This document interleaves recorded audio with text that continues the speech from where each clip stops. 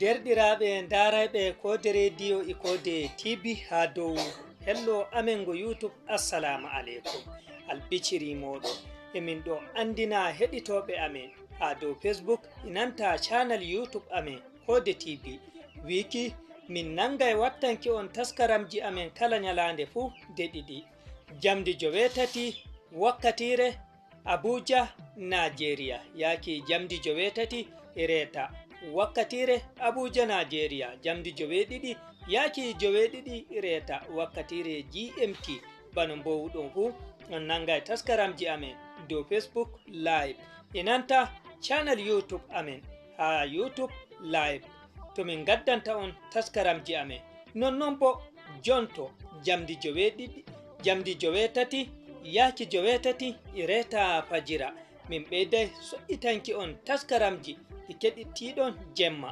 ngam noho kala mo heɓa heɗitaki taskaramji amen jamdi 9 yaki 9 ireta jemma on mbawai heɗitaki min ha dow facebook live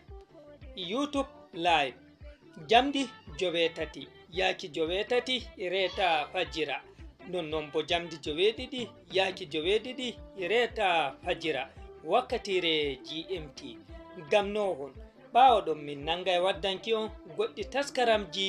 feere feere ha dow facebook live de latti en titani wakkatire sumaye wakkatire korka to emin ɗon andina heɗitoɓe amin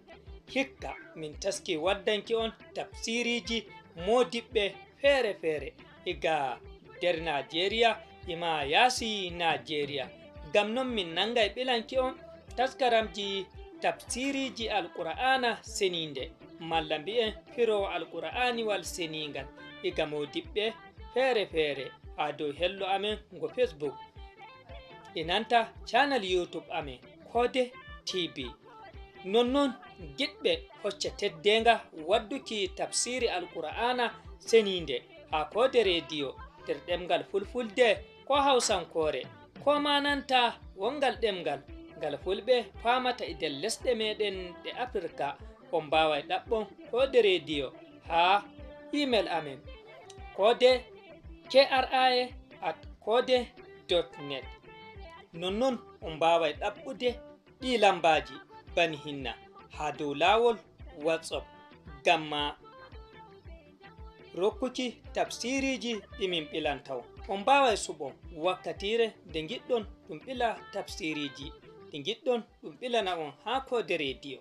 on jarama gonde e kode radio international abuja dow facebook e youtube gamma findinki e famtinki ummatore fulɓe on jarama. Allah ne da ture ko